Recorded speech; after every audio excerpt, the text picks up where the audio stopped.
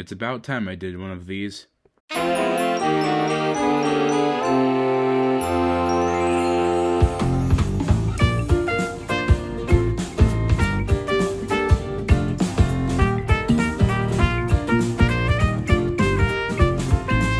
can all agree that the Mario RPGs are one of, if not the best Mario games that aren't a main series release.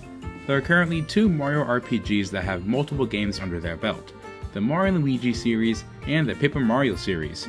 No shit, really buddy? Who have never guessed. While we haven't seen a new Mario & Luigi game in a while, the last one being a remake of the best-selling one which ironically became the worst-selling one, Paper Mario is making sure it stays relevant.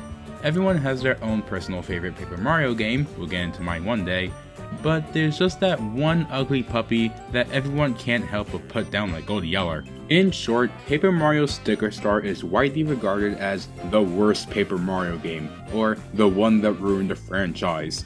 Now, that can't be true, right? Surely there must be some sort of love this game can give? Listen bud, I'm an honest content maker, and here's the honest truth. I wish you were right. I'm here to see if this is really true. Every franchise is bound to slip up and break a few bones, but that doesn't mean you can't just uber heal them, right?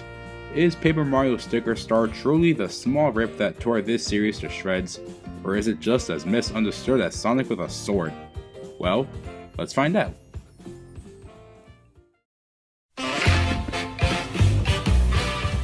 Sticker Star was revealed at E3 of 2010.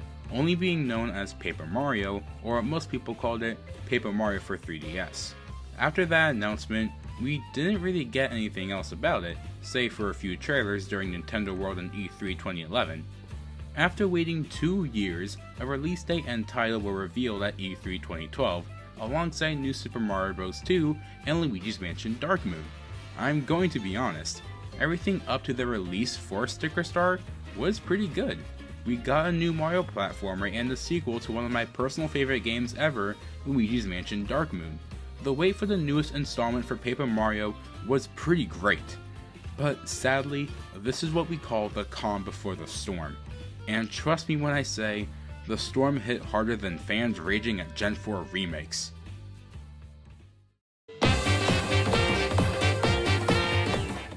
I'm sorry to say this everyone, but get this. The story sucks. Majorly. Thousand Year Door and Super had some of the best stories I have ever seen in a Mario game ever, with both of them getting pretty dark and also kinda serious at times. Sticker Star, however, fails at this. Before I go over the story, I want you to just go ahead and guess. Please, guess what the hell happens. We open up with a festival that occurs in the Mushroom Kingdom every year, known as the Sticker Fest. During the Sticker Fest, the legendary Sticker Comet falls down to the kingdom, and those who wish upon it shall have their wishes granted by the royal stickers. Suddenly, out of nowhere, Bowser interrupts the festivities and, while trying to steal the Sticker Comet for himself, shatters the comet into 6 royal stickers, with one landing on top of Bowser. After Mario fails at trying to stop him, and being introduced to our new sidekick Kirsty, we are now tasked with finding 5 of the royal stickers and putting an end to Bowser's reign of terror. Wow. For those who don't know, this is basically the same story for Paper Mario 64. Once a year festival celebrating ancient plot device, did that.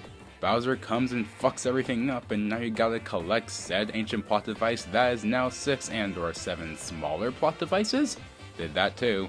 Battle the final boss after collecting all ancient plot devices? Can you do anything original? I don't mind a bland Mario plot, I don't.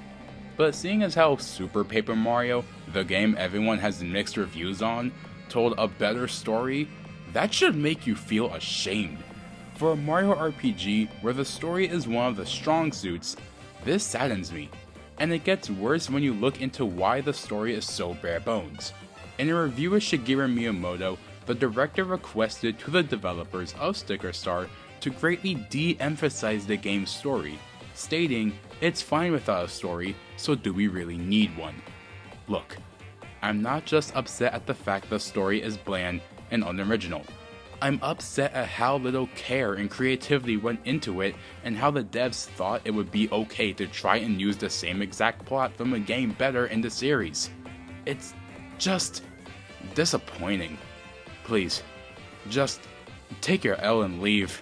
Leave, I tell you!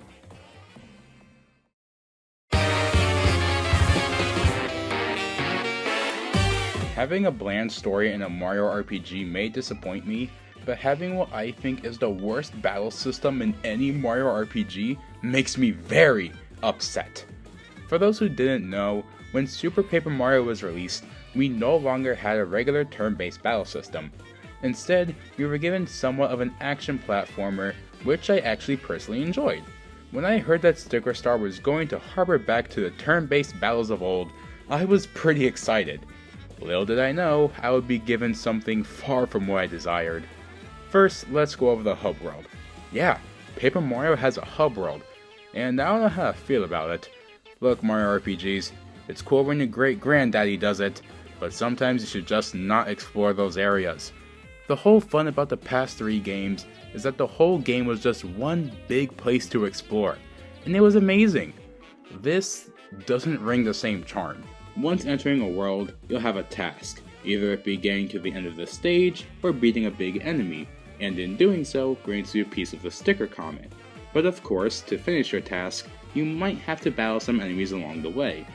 In order to transition into a battle with an enemy, you have to either run into them, jump on them, or hit them with a hammer, similar to the first 2 games. To deal damage to an enemy when in battle, however, you need to use various stickers you can find in the Overworld. To do more damage, you have to press A at the right time so you'll be able to get the scrumptious excellent rating, similar to 64 and Thousand Year Door. You can also use things, real-world objects that can aid you both in battle and in the overworld to solve puzzles, just like the stickers you find in the game, which I think is pretty neat. Think of it as Kingdom Hearts Chain of Memories. In that game, you also had to collect cards so you can pull off certain maneuvers. Now, I wouldn't mind having this be the battle system for a Paper Mario game at all, especially if it's turn-based, giving myself time to breathe and plan out my next attack. But there's just one teeny tiny little problem with this. You can run out of stickers! Yes guys, you can, no joke, run out of stickers, aka the only thing keeping you alive. At least with Chain of Memories, you were able to restore your deck so you can keep going. Here, if you lose all your stickers, you're gonna have to either run away from the battle and try to find new stickers or buy them with coins to battle enemies with, or just sit there and take a beating. Yes, you get a free sticker if you ever run out, so everything is all good in the world, right? No, it isn't! Oh, and if you want to use a stronger jump attack or hammer swing, the only way you can do that is by using a different kind of sticker. I say this because when you defeat an enemy in battle, you don't get experience points, which would then level you up, making you stronger. Instead, what do you get? Coins. Just coins. So, you're telling me I can go through the entire game without having to battle a single enemy, and all I need are these heart pieces and rare to find stickers to beat the game? What? Then why are the enemies here? It makes no sense. I can just enter a world, avoid any and all enemies I see, reach the end, and that's it? No, I refuse to cooperate with this. This is not fun. This is dumb and bad game design. I have, no joke, beaten Sticker Star without engaging in any battles that weren't mandatory. I shouldn't be able to do something like that. And it doesn't help when you realize the only way to beat certain bosses is by using a certain thing you find along the way. And, get this, if you don't have said thing, you will have to backtrack all the way to where you found it, go to this toad that turns it into a sticker, then go all the way back to the boss, and pray you beat it. Hey guys, look! Paper Mario is back to being an RPG. Bullshit! It's turn-based, yes, but there is little to no reason why I should actually battle any enemies that are on screen. It doesn't help when you realize that all you have to do to beat a level is just grab a shard of the sticker comment like a piece of a Master Emerald. With 64 and Thousand Year Door, there was more of a reason to battle enemies. It was so you can get stronger, feel a sense of accomplishment. In Super, while not being an RPG, still made me gain a feeling of gratification when I took down an enemy or tough boss. This doesn't give me that feeling. All it makes me feel is bitterness, and I'm going to stand by that statement.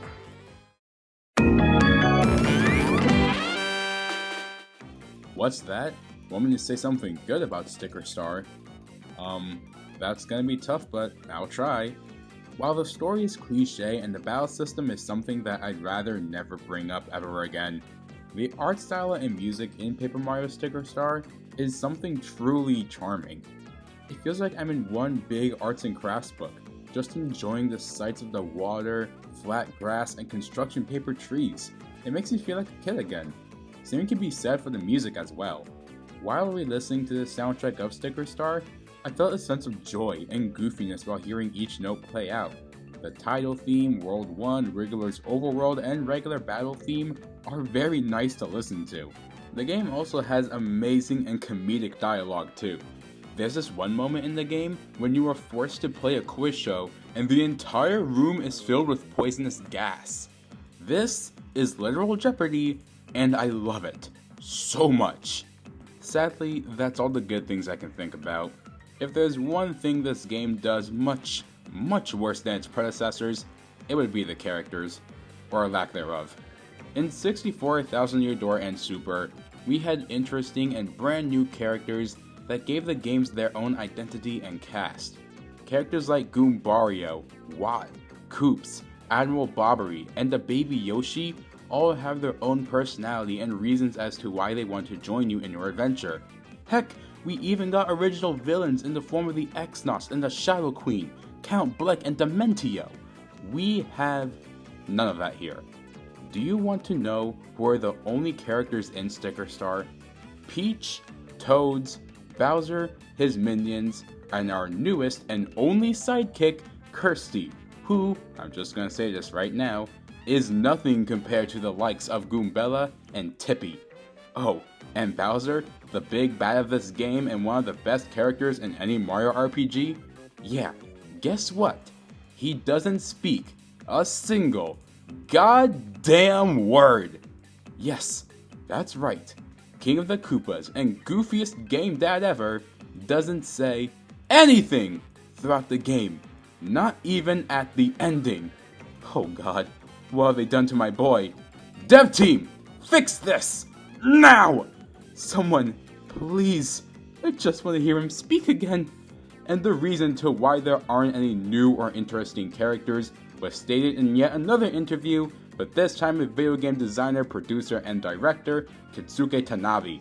During an interview while the development of Origami King was still happening, Tanabe referenced that starting with Sticker Star, they were told from Nintendo that they were not allowed to create new characters or build upon previous ones, such as an age or gender. Due to this, everything that had to do with the characters was shifted much more towards text, as it allowed the devs to express personality. In 2012, Satoru Iwata, the CEO of Nintendo, suggested how traits and personality were rather a product of function and gameplay. But that isn't true. Having traits and personality aren't just used for gameplay. It gives characters an identity, a uniqueness that any other character, no matter how hard they try, cannot replicate. It's like saying, hey, let's get rid of Blaze the Cat because she was only useful in the Rush games. Please, Nintendo, listen good and listen well.